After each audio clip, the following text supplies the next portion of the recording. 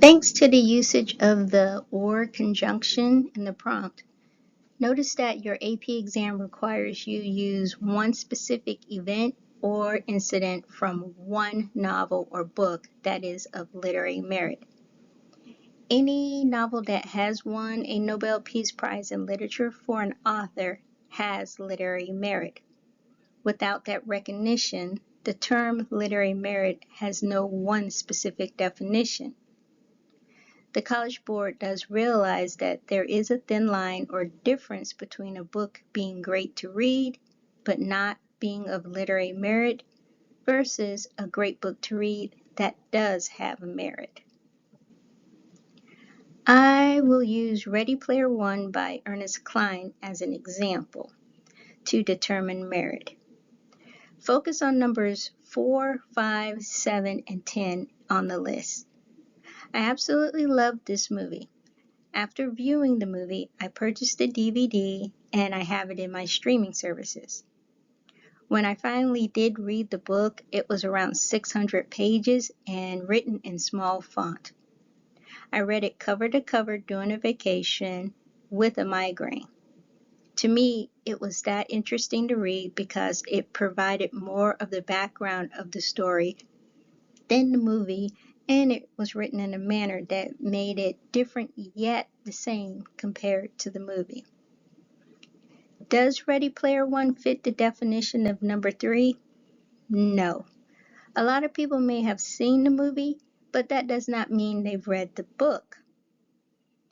Has it stood the test of time? It was published in 2011. There needs to be at least 30 years since publication to decide that. Its meaning, theme, and ideas have not impacted society 50 years since it was published, and the author is alive at the date of this recording, so we can't. The other option was if it has impacted society 50 years after the author's death, it doesn't meet that requirement either. The final one, does the book have universal appeal according to the given definition? Yes, there are several underlining appeals, but because it is marketed towards gameplay, the appeal becomes superficial because it seems to only relate to those who like or love video, online, or arcade gameplay. By when 50 years from 2011, the book may become of literary merit, but not now. Now, if prior to 2061, should Mr. Cline receive a Nobel Prize for Ready Player One, then that book, and only that book out of the many he has written, would be of literary merit. For today, Ready Player One is not of literary merit and cannot be used during a literary argument essay. Based on that same information, the series of Maximum Ride by James Patterson, the series of Red Queen by Victoria Aveyard, the series of Maze Runner by James Dashner, and the series of Harry Potter books by J.K. Rowling are not of literary merit.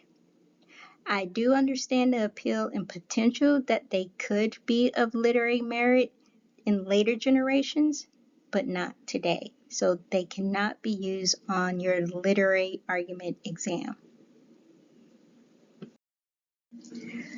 With determining whether your novel is of literary merit, again, looking at numbers 4, 5, 7, and 10, when you consider specifically numbers 4 and 7 together, they should be based off of a 50 years timeline.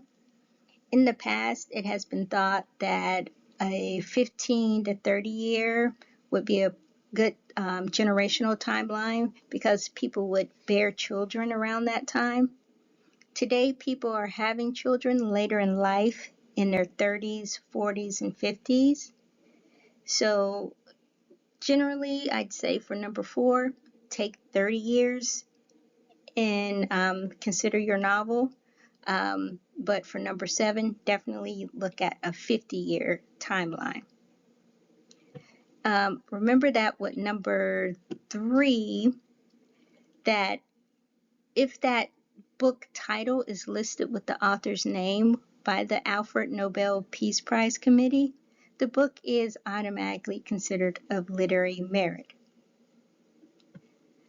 Based on that information, A Thousand Splendid Suns, Native Speaker, Fences, Blind Assassin, Bless Me Ultima, The Color Purple, The House on Mango Street, and the books of the Lord of the Rings series are all considered of literary merit. There are plenty more. I'll make sure to include some links where you can look at other books that are considered of literary merit as well. Do you want to learn more on how to think while writing? Click on any of the videos you see here or below, post questions below, and I will respond or upload a specific video to demonstrate a clarifying answer.